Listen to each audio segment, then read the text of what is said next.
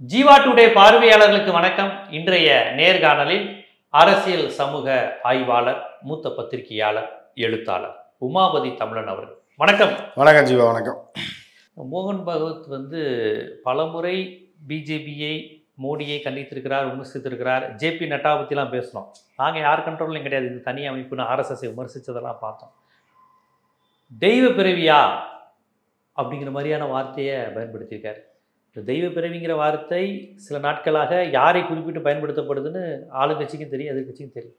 மோகன் பகவத்தே மோடி தன்னைய தெய்வ பிறவி என்று சொன்னதை ஒரு விமர்சனமாகவும் கோபமாகவும் பார்க்குறத எப்படி பார்க்குறீங்க? ஆமாம், அவர்கள் தெய்வ பக்தர்கள். திடீர்னு ஊடால ஒருத்தர் சைக்கிளில் நான் தான் தெய்வம். இப்போ ஒரு கோயிலுக்கு போயிட்டுருக்கீங்க, பூ மாலை அர்ச்சனை தட்டெலாம் வாங்கிட்டு போயிட்டுருக்கீங்க. அந்த கோயில் இன்னும் 100-200 மீட்டர் நடந்து போகணும். திடீர்னு ஒரு சைக்கிளில் ஒருத்தர் வரான். வடிவேல் படத்தில் வருவாங்க பாருங்க, சைக்கிளில் யாரோ சொன்னாங்க. அந்த மாதிரி சைக்கிளில் ஒருத்தர் நான் தான் தெய்வம், எனக்கு கூட சொல்லுத, எனக்கு தேங்காய் உடைச்சி பூஜை பண்ணேன், அந்த மாலையை கொடு, என் தலையில் போடு அப்படின்னா நான் எப்படி இருக்கும்? என்ன செய்வாங்க? வெளியூர்லேருந்து இப்போ இங்கேருந்து போகிறாங்க, சமயபுரம் மாரியம்மனை பார்க்குறதுக்கு லீவை போட்டு பொண்டாட்டி பிள்ளை குட்டியோடு போகிறான்னு வைங்க.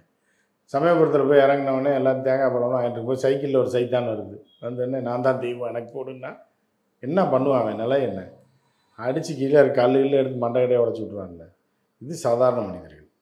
இதே இது நீங்கள் இவர்கள்லாம் ஹை லெவலில் தேசிய அளவில் ஒரு மிகப்பெரிய ஒரு இயக்கம், அமெரிக்காவோட சிஏக்கு என்ன பிளான் பண்ணுமோ, அமெரிக்கன் பொலிட்டிக்கல் கோர் டீம் என்ன பிளான் பண்ணுமோ, அந்த அளவுக்கு 50 வருஷமாக உட்காந்து சீட்டை தேய்ச்சி பல யோசனைகள், பல சிந்தனைகள், பல டிஸ்கஷன்ஸு நான் பண்ணி ஒரு கட்சியை மேலே கொண்டு வந்து அதில் யாரை போடலாம், இதில் யாரை போடலாம், நம்ம நேரடியாக இறங்கி செருப்படி வாங்கக்கூடாதுன்றதுக்காக யாராவது ஒருத்தனை பிற ஜாதிக்காரனை தான் இறக்கி விடுவாங்க. தலைமை பொறுப்புக்கு போட்டு கொஞ்ச நாள் அந்த பார்ட்டியை வச்சுருந்து அதை வச்சு வளர்த்துட்டு அவனை தூக்கி போட்டு நம்ம உட்காந்துக்கணும். இந்த தேசத்தை பிராமணர்கள் தான் ஆளணும்னு சொல்லி 50 வருஷம் 75 வருஷம் 100 வருஷமாக யோசிச்சுக்கிட்டு இருக்காங்க. யோசிச்சு ஒரு கட்டமைப்பு கொண்டு வந்து கடைசியில் ஒருத்தரை கொண்டு வந்து வைக்கிறாங்க. சரி, இவர் கரெக்டாக இருப்பார் வச்சா, திடீர்னு 10 வருஷத்தில் அவர் கடவுளாக மாறிட்டார்னா என்ன ஆகும்? அப்போ நாங்கள்லாம் உன்னைய கும்பிடுறதா? நீ தான் கடவுளா? நாங்கள் போட்ட பிளான் வேறு. பிராமணர்களை ஆட்சி கொண்டு வந்து உட்கார வச்சு தலைமை பொறுப்புலேருந்து இந்த தேசத்தை எங்கள் கட்டுப்பாட்டில் கொண்டு வந்து அகண்ட பாரதத்தை வரைக்கும் கொண்டு வந்து எவனையோ அடி வாங்க விட்டு அதெல்லாம் பிடிச்சி அந்த அதிகாரத்தை அந்த இதெல்லாம் சாப்பிடணும், சுவைக்கணும்னு சொல்லி நாங்கள் உட்காந்துருந்தா, நீ திடீர்னு நடுவில் உள்ள உடலை கடவுள்னு சொன்னால் கோபம் வருமா வராதா? அந்த கோபம் தான் அவருக்கு வந்துருக்கு.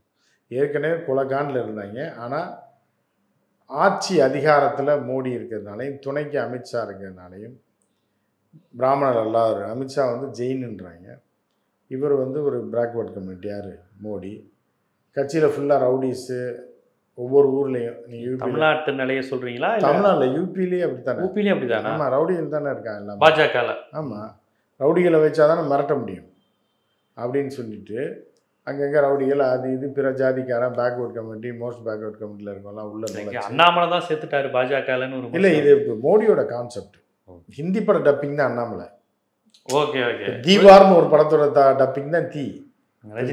ரஜினி படம் பார்க்குறவனுக்கு தெரியாதா? ரஜினி சூப்பராக நடிச்சிருக்காரு தீ படத்துலன்னு ஒரு 40 வருஷத்துக்கு முன்னாடி ஓடிச்சு பாருங்க.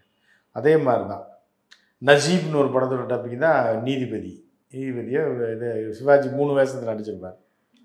அப்பா, மகன், இன்னொரு மகன் சொல்லி. இது இல்லை எந்த படம்?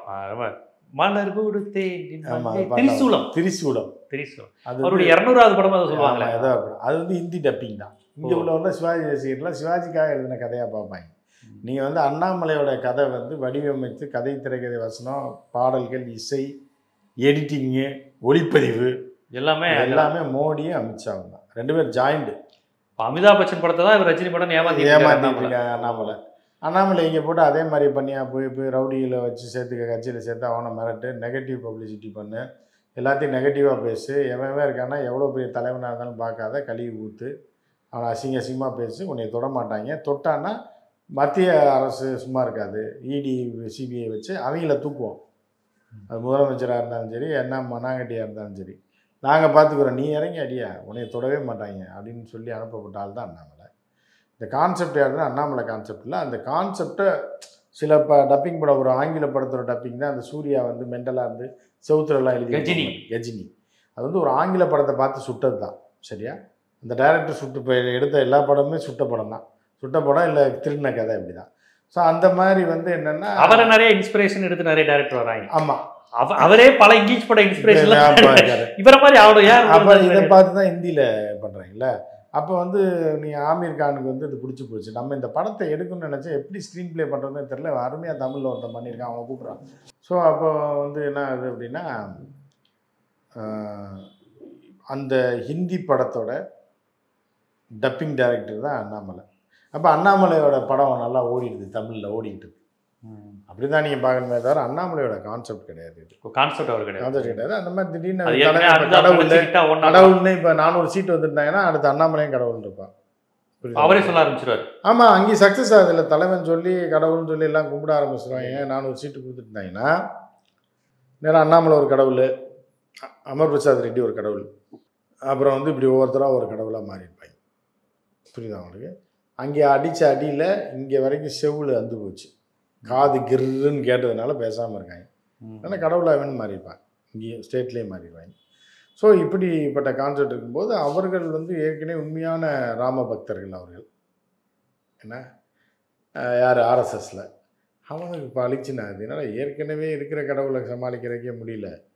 நானே கடவுள்னு சொல்லி ஊரை ஏமாற்றி வெம்பாட்டு எல்லாத்தையும் ஆட்டையை போட்டு போயிட்டால் நம்ம நிலமை என்ன ஆகிற 75 வருஷமாக 80 வருஷமாக சீட்டை தேய்ச்சி உட்காந்து யோசிச்சு பல பேர் குழி பறித்து மறைமுகமாக பல பேரை புதைச்சி எரித்து எல்லாம் பண்ணியிருக்கோம். இப்போ நம்ம நிலைமை எப்படியான்றப்ப தான் அது அந்த ஆதங்கத்தை வெளியிட முடியல எலெக்ஷனுக்கு முன்னாடி. ஏன்னா பிஜேபி தோற்று போயிரும்ல, அப்புறம் வேறு எவனா வந்துட்டான்னா நம்மளும் தான் போய் தெருவில் நிற்கிறோம். சரி முதல்ல ஜெயிக்கிட்டு அப்புறம் பார்த்துக்கலாம்னு சொல்லி இப்போ தான் ஆட்டத்தை ஆரம்பிச்சிருக்காங்க. ஆட்டத்தை ஆரம்பித்து விமர்சிக்க ஆரம்பிச்சிருக்காங்க. அவன்டா கடவுள், நீ ஏன் ஒன்று சொல்லிக்கிடுவ, நீ ஏன் இது பண்ணி நீ ஏன் கடவுள்னுவியா, இப்போ நாங்கள்லாம் யாரா அப்படின்ற மாதிரியான ஒரு பேச்சு யாருக்கோ சவால் விட்டுருக்காங்க. அப்படிதான் நம்ம அப்போ மோடிக்கு எதிராக இப்படி ஒரு விஷயம் நடக்குது. ஆனால் அவர் பிரதமராக தொடர்ந்து வச்சிருக்கிறாங்க, பாஜகவும் தொடர்ந்து ஒன்றும் பண்ண முடியலங்க. இப்போ உங்கள் வீட்டில் உங்கள் பையன் இருக்கான், சின்ன குழந்தை இருக்குன்னு வைங்க, திடீர்னு நம்ம வீட்டு பிள்ளை தான், திடீர்னு அங்கே ஒரு பெரிய அருவா இருக்குது, மொட்டை அருவா, அது கையில் வச்சுட்டு ஏய் இவனை குத்து அப்படின்னு விளாட்றான்னு வைங்க, நீங்கள் என்ன பண்ணுவீங்க? ஆயுதம் அவன் கையில் இருக்குங்க, தம்பி தயவுசெய்து வச்சிருப்பா அப்படிதான் சொல்வா, இது பண்ணு வந்து பாடுறா அது வர கிட்ட போனே வெட்டிடுவேன் அப்பா அவனை வெட்டிடுவேன் பையன். இப்படி இதெல்லாம் இருக்கு, இந்த மாதிரியான ஒரு சூழ்நிலையெல்லாம் இருக்கு. இது எனக்கு தெரிஞ்ச ஒரு ரிப்போர்ட்டர், அவர் வீட்டில் ஒரு சின்ன பையன்தான், அந்த பையனுக்கெல்லாம் கல்யாணம் ஆயிடுச்சு. அவன் என்ன பண்ணிட்டான், இவர் ரொம்ப கஷ்டப்பாடுபட்டு லோனில் டிவி வாங்கி வச்சுக்கார், பெரிய டிவியாக வீட்டுக்கு வாங்கணும்னு. அதுக்கு ரொம்ப கஷ்டப்பட்டு டிவியை கட்டி வச்சுருந்தார். வாங்கிட்டு வந்து வச்சு 2வது நாள் தான் இப்போ நாங்கள் 2 பேரும் பேசிக்கிட்டே இருந்தோம். வீட்டுக்கு போயிருந்தே பேசிக்கிட்டே இருந்தோம். அவன் பையன் வந்து கடுப்பாயிட்டான், என்னடா நம்ம அப்பா யார்கிட்ட பேசிகிட்டே இருக்கேன், இருந்தாலும் நம்மளை சொல்ல அப்பா அப்பான்னு சொல்லிக்கிட்டே இருந்தான். கேட்கலன்னா இங்கே பாரு கேட்குறியா, டிவியை கல் எடுத்து உடச்சிருவேண்ணா சும்மா அப்பயே அவர் கண்டுக்கல. நாங்கள் 2 பேரும் பேசிகிட்டே இருக்கான். திடீர்னு கீழே வீட்டுக்குள்ளே இருந்த எதையோ ஒன்று தூக்கி எரிஞ்சான் பாருங்க, டிவி டொப்புன்னு போச்சு. இவர் கனவுக்கு டிவிங்க அது டொப்புன்னு போட்டு உடச்சிட்டான். என்ன பண்ண முடியும், பெத்த மகனை போச்சு, டிவி போனது போனதான் 4 சாத்து விட்டு காயமீன்னு கத்துனா, அவ்வளோதான். நீ அந்த மாதிரி தான் இப்போ மோடி கையில் இராணுவம் இருக்குது, உள்துறை இருக்குது, வெளியுறவுத்துறை இருக்குது, எப்படி போய் கை வைப்பீங்க? சாதா போலீஸை வச்ச கேஸை போட்டு உள்ள வச்சுட்டாங்க என்ன மோகன் பகவத்தை. மோகன் பகவத்தை கைது செஞ்சிருவாரா மோடி? ஏங்க பண்ணிட்டா என்னங்க மோகன் பகவத் ஆர்எஸ்எஸ் மீறி எப்படிங்க மோடி? ஆர்எஸ்எஸ்ஸே அமுங்கி போய் கிடக்கலங்க, பயந்து போயிலங்க கிடக்கு. ஒருத்தனை காணாமங்க, விஸ்வ இந்து பரிஷத்தோட தலைவன் ஆளையே காணாமங்க மோடி ஆட்சிக்கு வந்ததுக்கப்புறம்.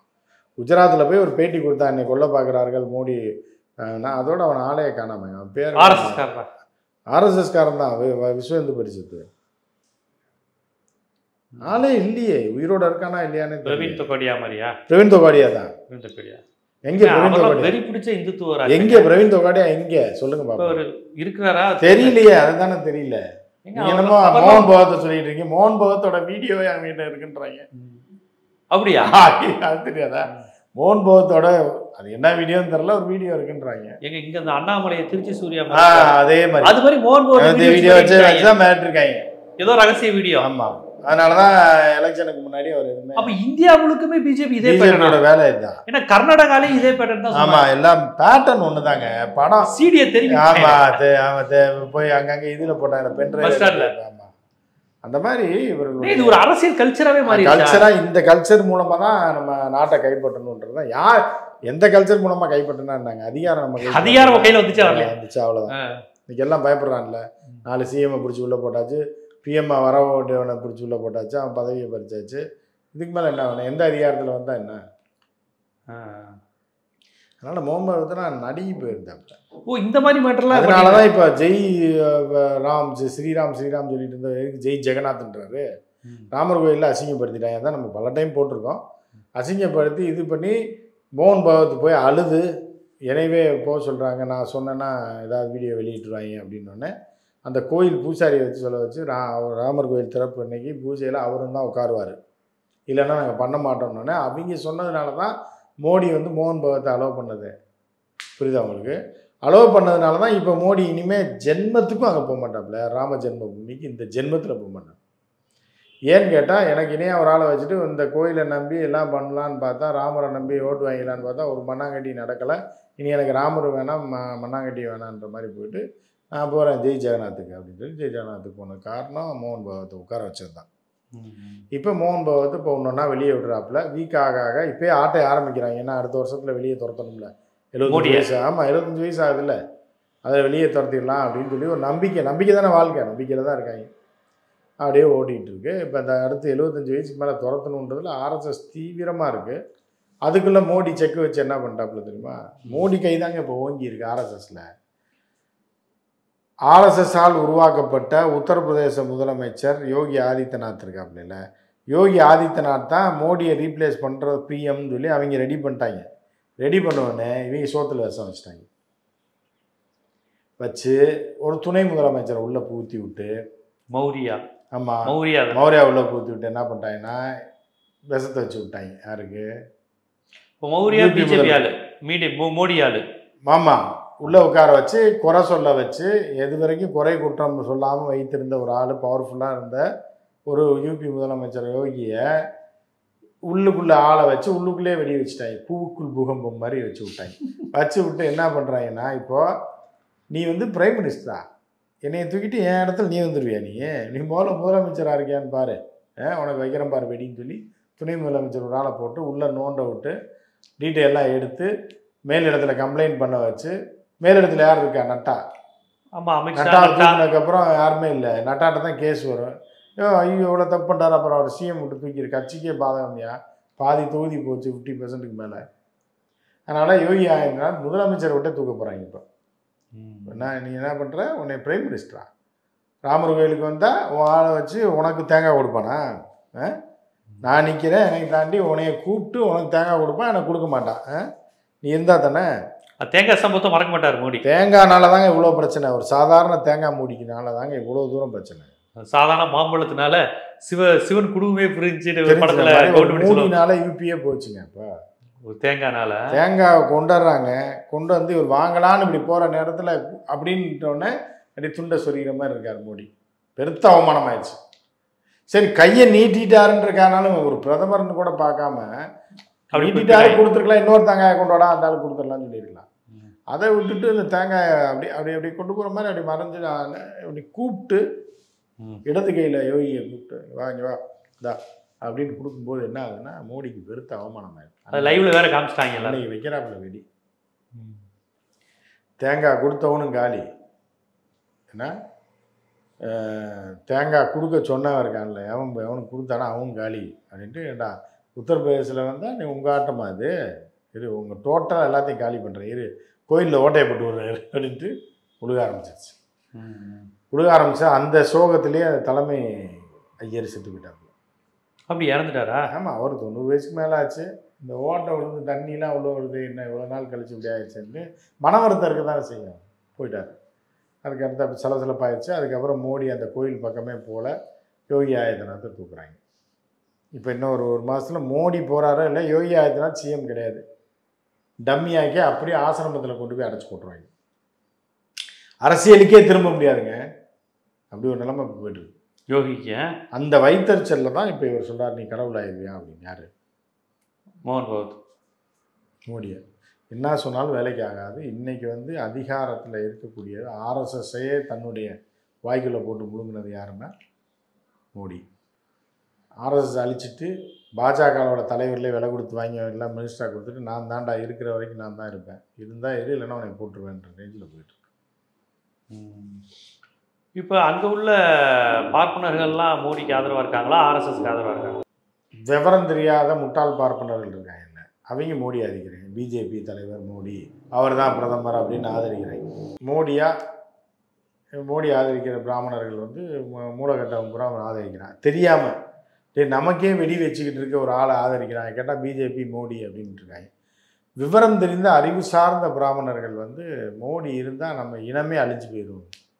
அதற்கு விபி சிங் மாதிரி ஆள் இருந்தப்போ கூட இப்படி ஆகலை, நரசிம்மராவ் இருந்தப்போ கூட அப்படி ஆகலை, ஒரு சீக்கியர் இருந்தப்போ கூட அப்படி ஆகலை. இப்போ வந்து நம்ம யாரை உட்கார வச்சோமோ அந்த நபரே நம்ம கொள்கைகளை அழிச்சு. காங்கிரஸ் இருந்தபோது கூட அவங்களுக்கு எந்த பிராமணர்களை அழிக்கலை, அதிகாரத்தில் இருந்தான். இப்போ மோடி இருக்கிறப்ப நம்ம அதிகாரத்தில் இருக்க முடியலன்றது அறிவுசார் பிராமணர்கள் கொந்தளிக்கிறான். மூலகட்டவங்க சில பேர் வந்து என்ன பண்ணுறான்னா அவன் வந்து மோடி பெரியாள். இப்போ நிர்மலா அவர்கள்லாம் மோடி பக்கம் தான். அவர்கள்லாம் வந்து எப்படின்னா பிழைப்புவாத பிராமணர்களுங்க. எதையாவது அண்டி பொழைச்சிடணும், அப்படியே வாழ்ந்துடணும், பதவிக்கு வந்துடணும், எவனையா அஸ்கா போட்டு எதையாவது ஒரு கேப்பில் பூந்து சைக்கிள் ஓட்டிடணுன்றது அந்த மாதிரி பிராமணர்கள் பாதி பேரும், மூலகட்ட பிராமணர்கள் சில பேரும் தான் அந்த சில பேர் சிந்திக்க தெரியாதவர்கள் இருப்பாங்களே. எல்லா இனம் எல்லா ஜாதி எல்லா மொழி எல்லா மதம் எல்லா இதுலேயும் இருப்பாங்க. அப்படி இருக்கக்கூடியவர்கள் இவர்கள் ஆதரிக்கிறாங்க. நிதின் கட்கரி வெர்சஸ் மோடி போர் அப்படியே இருக்குது. அது அப்படியே எல்லாமே அப்படி அப்படியே நிற்கிது. மகாராஷ்டிராவில் கிங்கு நிதின் கட்கரி, ஊபியில் கிங்கு யோகி, நாக்பூர் அவங்க கோட்டை ஆர்எஸ்எஸ் கோட்டை. எல்லா பவர் சென்டருமே மோடிக்கு எதிராக இருக்கே. நீங்கள் சொன்னபடி பார்த்தா பவர் சென்டரில் உள்ள ஒரு சிலர் தாங்க எதிராக இருக்க முடியும். அவர்களால் செயல்படவே முடியாது. எல்லாம் வீடியோ இருக்குங்க எல்லாத்துக்கும். வீடியோன்னு நீங்கள் தப்பாக நினைக்கூட ஆதார வீடியோ வச்சுருக்கேன், டாப்லேருந்து எல்லாம் வச்சுருக்கேன். யோகியை ஒழிச்சிட்டாங்கன்னா யூபி காலி, வேறு ஆளை தூக்கி போட்டு விட்ருவாங்க. என்ன கட்கரியை ஒழிக்க முடியல, கட்கரி மட்டும் தனியாக இருப்பாப்புல. கட்கரி வளரவும் முடியாது அழியவும் முடியாது, 4வது இடத்துல அப்படியே வச்சுருப்பாங்க. ஆனால் அவர் தீவிரமான ஆர்எஸ்எஸ்காரர் இருந்து என்ன பண்ணுறது, அந்த ட்ரௌசர் போட்டுட்டு அந்த ஆர்எஸ்எஸ் எல்லாத்தையும் ஒழிச்சுட்டாங்க. மோடி இப்போ அவரை மட்டும் உடல் மட்டும் இருக்கு, உயிர் இல்லைன்றது தான் அவங்கலாம் அப்படி இருக்காங்க. ஸோ அந்த நிலைமையில போயிட்டு. அப்போ இதனுடைய அடுத்த கட்டம்ங்கிறது வீழ்வது மோடியா மோகன் பகவத்தா? மோகன் பகவத்தில் ஆர்எஸ்எஸ்ஸா? ஆர்எஸ்எஸ் தான் வீழ்ந்து படுத்து கிடக்குங்க அடித்து. அதாவது ஒரு பாம்பு என்பது நடு இதில் வந்து அப்படி உயிரோடு சீரிச்சுன்னா நீங்கள் என்ன பண்ணுறது, அடிக்கிறதா பிடிக்கலான்னு பார்க்கணும். சவுத்தோரத்தில் போய் படுத்துருந்துச்சுன்னா அது இருக்கா செத்துருச்சானே தெரியாதுல்ல. பாம்பு அப்படியே படுத்து உயிர் இருக்கு, ஆனால் இந்த பாம்பு பண்ணி கிண்டி பாம்பு பண்ணல, சில பாம்பு அசைவே இல்லாமல் ரொம்ப நேரம் இருக்கும். ஆமாம், என்ன பண்ணு டக்குன்னு சீரும் அந்த மாதிரி இருக்கு. அந்த மாதிரி நிலைமையில ஆனால் இவங்க டக்குன்னு சீருவாங்களா தெரியல. சீருவாங்களா செத்துட்டாங்களான்றதே எனக்கு புரியாமல் இருக்கு. ஏங்க கோல்வால்கர், ஹெட்வேக்கர், மூஞ்சே அவங்க பஞ்ச் ஆஃப் தாட் எழுதி அந்த நாக்பூர் கோட்டை அவங்க தானே. கோட்டையை மோடி செங்கலை கழட்டி விட்டாப்ல, உருவிட்டார் செங்கலை. நூற்றாண்டை கொண்டாட போகிறாங்களே இந்த அடுத்த வருஷம். நூற்றாண்டை கொண்டாட போடும்போது அது ஒரு இது மாதிரி ஆயிடுச்சு, வீக்கான ஒரு இதாக. எவ்வளோ பவர்ஃபுல்லாக இந்தியாவில் இருந்த ஆர்எஸ்எஸ் வேறு எதிரிகள்னாலே ஒழிக்க முடியல. எப்படி வந்து சங்கராச்சாரியார் அவர்களை அவர்கள் இனத்தை சேர்ந்து ஜெயலலிதாவே ஜெயிலில் பிடிச்சி போட்டார். திராவிட இயக்கங்கள் இருந்தது, அண்ணா பெரியார் கலைஞர் எத்தனையோ பேர் இருந்தும் ஒன்றும் பண்ணலை, மரியாதை கொடுத்து வச்சுருந்தாங்க. அவ்வாளே தூக்கி உள்ளே போடலையா?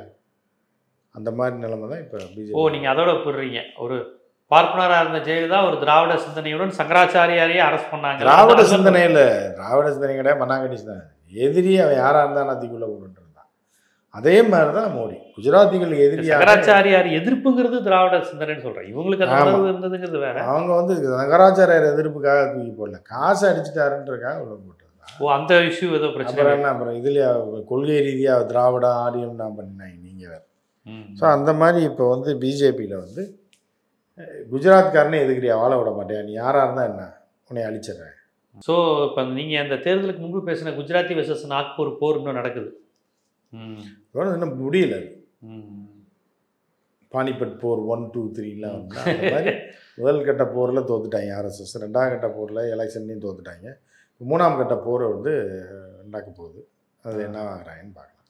சரி, இப்போ அடுத்து மகாராஷ்டிராவில் தேர்தல் வருது, ஹரியானாவில் தேர்தல் வருது. இதெல்லாம் மாநில தேர்தல் தானுங்க. ஆமாம், இதெல்லாம் வந்து அந்த அடுத்த போர் மாதிரி தான். அது வீழ்ச்சிக்கு ஒரு இதாக இருக்கும், ஒரு சப்போர்ட்டாக இருக்கும். நீங்கள் ஆர்எஸ்எஸ்ஸை இவர் பீஸை பிடிங்கிட்டாருங்கிறீங்களே, ராஜ்யசபாவில் மோடிக்கு எண்ணிக்கை குறைஞ்சிருச்சு. லோக்சபாவில் பெரும்பான்மை இல்லை, ராஜ்யசபாவில் பெரும்பான்மை இல்லை. இவரை ஆதரித்து கொண்டிருந்த பட்நாயக்கு இனிமேல் ஆதரிப்பாரான்னு தெரியாது, ஆதரிக்க மாட்டேன்னு வேறு சொல்லியிருக்காரு. ஜெகன்மோகன் ரெட்டி ஆதரிப்பாரான்னு தெரியாது, ஏன்னா நாயுடு ஒட்டிக்கிட்டு இருக்கிறார். அவருக்கு ஒன்றும் மோடி மீது கோவலாம் கிடையாது, அவரும் அதிகாரத்தை பார்த்தா சலாம் போடுற ஆள் தான். இருந்தாலும் எதிரியான நாயுடு இருக்கிறதுனால இவர் ஆதரிக்க மாட்டார். ஸோ இப்போ ஆதரிக்க மாட்டாருன்னு இல்லைங்க, மேலே வேலை ஓட்டு போடுறது என்ன ஆதரவு? ஓட்டு போட்டு வந்துகிட்டே இருக்க வேண்டியதான். சட்டத்தை ஆதரிக்கிறேன்னு சொல்லிட்டு போக வேண்டியது. அதுக்கு நாயுடு ஆதரவுக்கு என்ன இருக்கு? இல்லை, இப்போ நாயுடு இருக்கிறனால ரெட்டி வராதா மோடி மேலே? என்ன மானம் உள்ளவன்ட்ட என்னங்க பேசுறீங்க? அவன் அரசியல் பண்ணுறதுக்கு அவன் பொழைச்சா போதும். இந்த நேற்று கூட லெட்டர் எழுதியிருக்காப்புல, எப்படியா காப்பாற்றுங்க நாயுடுகிட்ட இருந்து. ஏன்னா மானம் கேட்டவங்க ஏதாவது அவங்க என்ன அரசியல் கொள்கை உள்ளவனா அவன்? நீங்கள் மாநிலத்தில் 2 கட்சியிலும் அடிச்சுக்கிறது மோடி கொண்டாட்டம். 2 பேரும் அடிச்சுட்டு என்ன தான் வருவாங்க பாரு அப்படிங்கிற மாதிரி. இப்போ ஆந்திர அரசியல் ரொம்ப ஒரு கீழாக தான் இருக்குது. பவன் கல்யாண் தான் துணை முதலமைச்சர். பார்க்கலாம் மோடி காலங்கள் அடுத்த வருஷம் முடியுதா இல்லையா. அதுக்கிடையில் எப்போ வேணாலும் ஆட்சி கலையக்கூடிய வாய்ப்பு இருக்குது. இப்போ 2026 ஏன்னா மேலவையில் போனுச்சுனாலும் பல சட்டங்களை பாஸ் பண்ண முடியாது. இன்னும் கொஞ்சம் வீக் ஆனாங்கன்னா உச்சநீதிமன்ற ஏறி அடிக்க ஆரம்பிப்போம். அப்புறம் ஆளுக்கு ஒரு கள்ளத்துக்கு அடித்தாங்கன்னா இந்த ஆந்திராவுக்கு நிதி ஒதுக்கீடு பிரச்சனை இருக்குது. இதெல்லாம் வச்சு பார்க்கும்போது இப்போ இதில் வந்து மகாராஷ்டிராவில் அடி வாங்கினாங்கன்னு வைங்க, அரசியல் இது மாறும். கொஞ்சம் இன்னொரு 6 மாதத்துக்குள்ளே மாற்றத்துக்கான வாய்ப்பு. அப்படி அது மோடிக்கு எதிராக தான் மாறும்.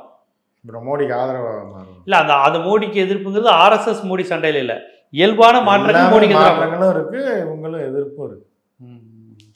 விரைவில் மாற்றம் வர்றதுக்கான வாய்ப்பு. ஏன்னா அந்த நிதி ஒதுக்கீடுலாம் பண்ணிடுவாரா சந்திரபாபு நாயுடு தக்க வைக்க? அது தெரியல, அது என்னன்னு பண்ணது தானே தெரியும். நிதி ஒதுக்கீடு பண்ணுறாங்களா இல்லையான்ற விஷயம் தான் அடுத்த பிரச்சனை ஆரம்பிக்கும்.